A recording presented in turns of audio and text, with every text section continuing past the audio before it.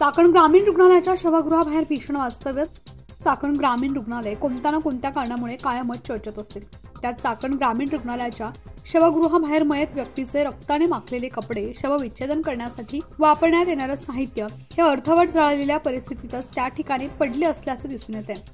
त्यामुळे चाकण ग्रामीण रुग्णालयाचा कारभार रामभरोसे असल्याचं समोर आलंय. एवढंच नाही तर चाकण ग्रामीण रुग्णालयात शवविच्छेदन करण्यासाठी सर्वसामान्य नागरिकांना 2 ते 3 तासांपर्यंत ताटकळत बसावं लागत असल्याचंही दिसून आलंय. काही वेळी तर शवविच्छेदन करणारी व्यक्ती नाही म्हणून मयत व्यक्तीच्या बॉडीला पर्यायी रुग्णालयात पाठवलं जातं.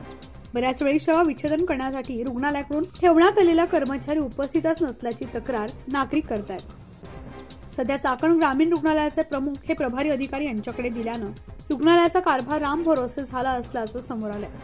चाकण सारख्या औद्योगिक शहरात शासकीय रुग्णालय कसं असायला हवं आणि चाकणचं ग्रामीण रुग्णालय कसं आहे त्यावर न बोललेलंच बरं राहील.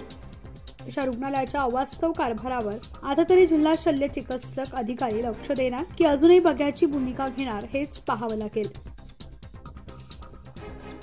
न्यूज 15 मराठीसाठी प्रतिनिधी विश्वनाथ केसवड, चाकण, पुणे.